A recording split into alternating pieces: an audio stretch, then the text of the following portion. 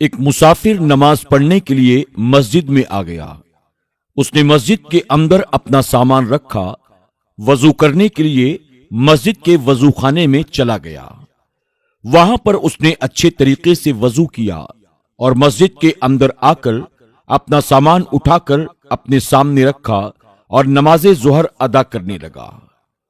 نماز مکمل کر کے اس مسافر نے سلام پھیرا، دعا مانگی۔ سفر کی وجہ سے وہ بہت زیادہ تھکا ہوا تھا۔ اس نے اپنی جیب سے اپنا موبائل اور اپنا پرس نکالا، کچھ پڑھ کر موبائل اور پرس پر دم کیا اور اس کے بعد اسے وہیں پر رکھ کر اپنا بیگ اپنے سرہانے رکھ کر کچھ دیر آرام کرنے کے ارادے سے وہ لیٹ گیا۔ چونکہ وہ بہت زیادہ تھکا ہوا تھا، لیٹتے ہی اس کی آنکھ لگ گئی۔ کچھ دیر گزرنے کے بعد مسجد کے اندر ایک دوسرا نمازی نماز ادا کرنے کے ارادے سے داخل ہوا۔ اس نمازی نے اس مسافر کو مسجد میں سویا ہوا دیکھا۔ وہ اس کے قریب آ کر نماز ادا کرنے لگا۔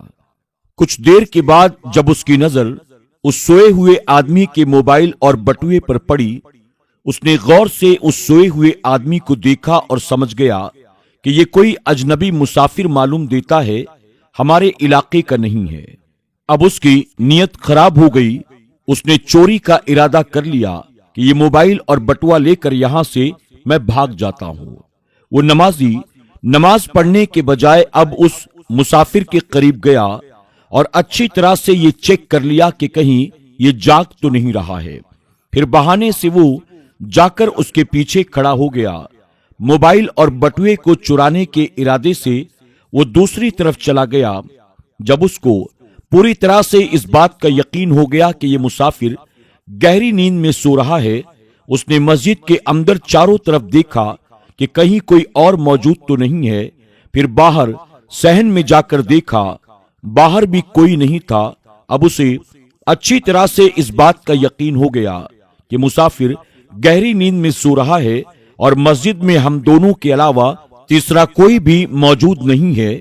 اس نے موقع کو غنیمت سمجھتے ہوئے قریب جا کر اس مسافر کے موبائل اور بٹوے کو اٹھا لیا۔ تیزی کے ساتھ وہ مسجد سے باہر نکل گیا اور اپنے گھر کی طرف چل پڑا۔ گھر پہنچنے کے بعد اس نے جب موبائل اور بٹوے کو نکالا، وہ بٹوے کے اندر سے پیسے نکالنے لگا۔ اچانک بڑی شدت کے ساتھ اس کے بازو میں درد ہونے لگا۔ درد اتنا زیادہ تیز تھا کہ وہ چیخنے چلانے لگا۔ چارپائی پر جا کر لیٹ گیا۔ ایک پل کے لیے بھی اسے سکون نہیں مل رہا تھا اور یہ ایسا درد تھا جو اس سے پہلے زندگی میں اسے کبھی بھی نہیں ہوا تھا۔ کچھ دیر کے بعد اسے بات سمجھ میں آ گئی کہ یہ جو اسے اچانک درد ہونے لگا، یہ اس کی اپنی حرکت کا نتیجہ ہے۔ اس نے فوراً وہ موبائل اور پرس اٹھایا اور اپنے گھر سے باہر نکل گیا۔ ادھر مسجد میں اس مسافر کی آنکھ کھلی۔ اس نے دیکھا کہ میرا موبائل اور میرا پرس غائب ہے۔ اس نے دیکھا کہ مسجد میں اس کے سوا دوسرا اور کوئی موجود نہیں ہے۔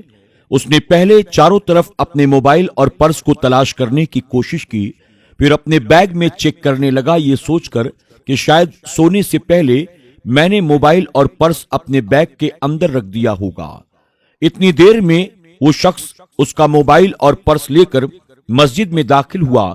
مسافر کے قریب آیا، وہ اپنا بیگ چیک کرنے میں مصروف تھا۔ وہ شخص اس مسافر کے قریب آ کر کہتا ہے، یہ لیجئے، یہ رہا تمہارا موبائل اور بٹوا۔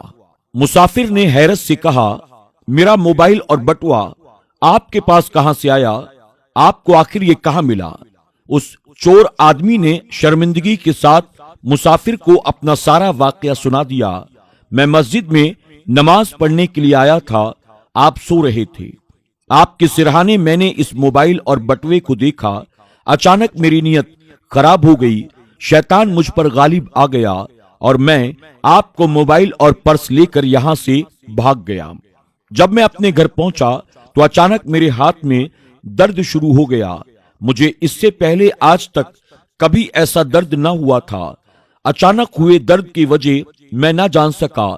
کچھ دیر غور و فکر کرنے کے بعد مجھے پتا چلا کہ یقیناً یہ اللہ کے گھر میں جو میں نے چوری کی ہے، شاید اسی کی مجھے سزا مل رہی ہے۔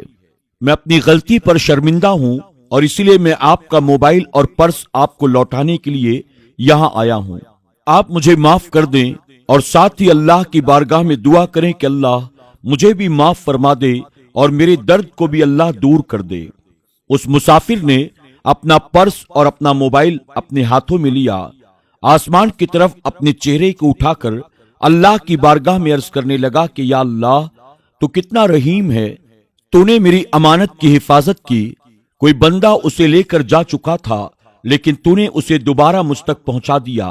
या अल्लाह, मैं तेरी बारगाह में दुआ करता हूं, तू अपने इस बंदे को माफ फरमा दे और उसके दर्द को दूर फरमा दे। वो नौजवान अपने किए पर बहुत शर्मिंदा था। वो कहने लगा, मेरे भाई, आप मुझे बताएं कि आपका वो कौन सा अमल है जिसकी वजह से अल्लाह तबारक तआला आपकी अमानत की हिफाजत फरमाता है। इस पर वो मुसाफिर कहने लगा, दरअसल मैं बहुत दूर का सफर करके आया था, मुझ पर नींद का गलबा था। जब मैं सोने लगा तो मैंने आयतल कुर्सी पढ़कर मोबाइल और अपने पर्स पर और अपने सारे सामान पर दम किया और यही वजह है कि अल्लाह तबारक तआला ने मेरे माल की उस वक्त भी हिफाजत की जब मैं गाफिल था, यानी सो रहा था। उस नौजवान ने जब ये सुना, अल्लाह की बारगाह में वो रो रो कर माफी तलाफी करने लगा। अल्लाह ने अपने उस बंदे पर ऐसा फजल करम फरमाया कि कुछ देर के बाद उसका सारा दर्द खत्म हो गया और उसकी सारी तकलीफ जाती रही। दोस्तों, अल्लाह के प्यारे महबूब सल्लल्लाहु अलैहि वसल्लम के फरमान का मफहूम है कि जब आप किसी चीज पर आयतल कुर्सी पढ़कर दम कर देते हैं, यानी उस पर फूंक देते हैं, तो अल्लाह तबारक तआला उसकी हिफाजत फरमाता है।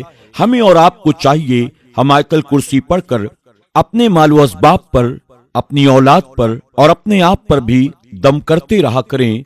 यकीनन जो लोग आयतल कुर्सी पढ़ने के आदी होते हैं, अल्लाह उनकी हिफाजत भी फरमाता है, अल्लाह उन्हें बरकत भी अता फरमाता है।